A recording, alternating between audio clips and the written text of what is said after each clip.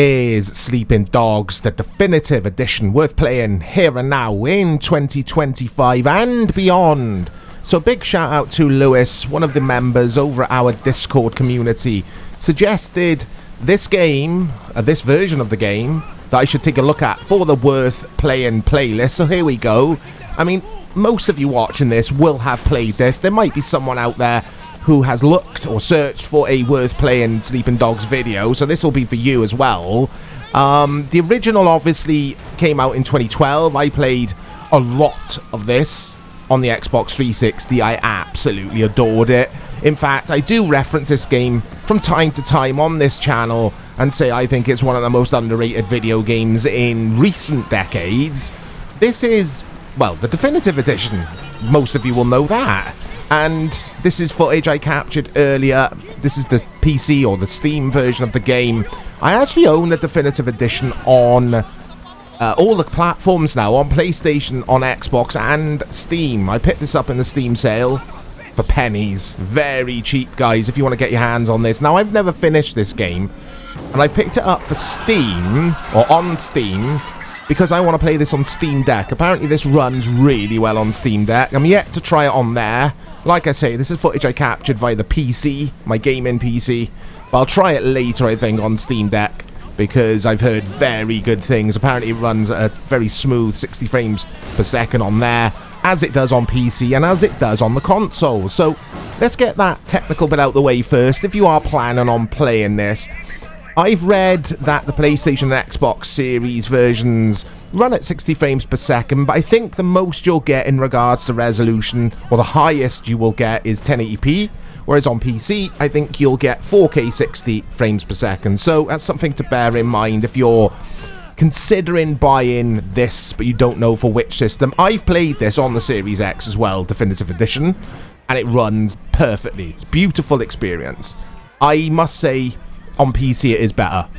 Or that's what I have found from playing this for an hour or two this morning. So this footage is very, very early on in the story. No spoilers in these worth playing videos. So yeah, like I say, you're not going to get anything spoiled here. This is just some footage I cut up and put together for you, and it's all over the place in regards to the timeline. You could do this, look, you could change your clothes. Eh? So it's got RPG elements. You can level up your stats and make your guy tough as nails, basically, and learn new moves and stuff. Now, a lot of people compare it to GTA because, well, you'll see in a sec, actually. This is me leaving my apartment, and I'll jump onto my bike, which you start the game with. This is his bike. I forget the character's name because you all know my memory's terrible. And this isn't a spoiler. You'll learn this pretty early on in the game, but the protagonist, this dude, is an undercover cop, basically, and you're getting in with the Triads. Is it the Triads, the gang in this? I think it is, isn't it? So yeah, you're undercover with them. That's all I'll say. I don't want to spoil the story for you. I've turned the music off for obvious reasons because the soundtrack in this is licensed. Real artists, and it is fantastic. You've got a Ninja Tune radio station, and I love Ninja Tune. Like, yeah, just a fantastic record label. You got I think you got a Roadrunner Records label radio station in this. You got some classical music. Basically, the music is fantastic, really good. The story is fantastic. The story will keep you gripped. And that's one of the main things I love about this game. Actually, I love everything about it, because the combat is like Batman Arkham games, but more refined. I find it's better, actually, the combat in this than the Batman Arkham games. And the combat in the Batman Arkham games is superb. So take from that statement what you will. I mean, again, most of you have played this game. Everyone loves Sleeping Dogs. We were actually talking about this on our podcast. Big shout out to Dave.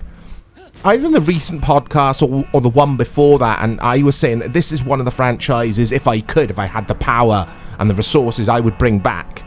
Because after this was released, I think I'm right in saying United Front Games were disbanded, the studio. There was supposed to be an online version of this game, wasn't there? Like an add-on, but that never came to fruition. So Definitive Edition, you'll get the main game, obviously, but you'll get the DLC as well. And I know nothing about the DLC. I've never played it.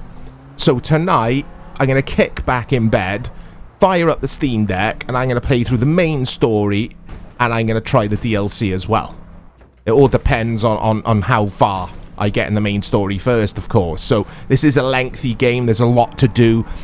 The city feels alive in this game. When you're walking through it, it feels alive. I think the AI is very good in this game for its time, considering it is a game that originally released in 2012. I seriously can't pay this game enough plaudits. It's fantastic. There's a lot to it. It's not just drive around and occasionally you get a street fight, and that's kind of what this footage is, because again, I don't want story stuff spoiled. You got some big actors and actresses in this doing some of the voice work. I think Lucy Liu lends her voice to this game for one of the characters. There's just so much to admire. I'm getting tongue-tied because I'm so excited when it comes to talking about this game. There's so much to admire in Sleeping Dogs. It's a crying shame that we didn't get a sequel. I mean, imagine a sequel to this on the modern systems, on PC today, on PS5, on Series X and S, on the Switch 2. And this just runs really well. It might be on the Switch too, actually, this game. Sorry, on the Switch in general. I can't remember, so I don't know how it would run over there, guys, I'm afraid. But like I've already said, Definitive Edition is the way to go. Don't bother with the original. The original was good. You didn't get the smooth 60 frames per second frame rate with that. And also there were some bugs and weird stuff that would happen on occasion, and all that was ironed out for Definitive Edition. In fact, United Front Games, the developer and Square Enix publisher, listened to all of the community's feedback from the original game and fixed all the stuff, or basically fine-tuned the stuff that people wanted improved from the original. And the Definitive Edition literally is the definitive experience. It's the definitive way to experience Sleeping Dogs. How many times am I going to say definitive in this video? Is it worth playing? No. I had to. Oh, I'm so crazy. Of course it is. It goes without saying. I think if I made a worth playing Sleeping Dogs video and I said no, it's not worth playing, it'd be the most downvoted video in the history of the internet, I reckon. Because I don't know anyone who doesn't like this game.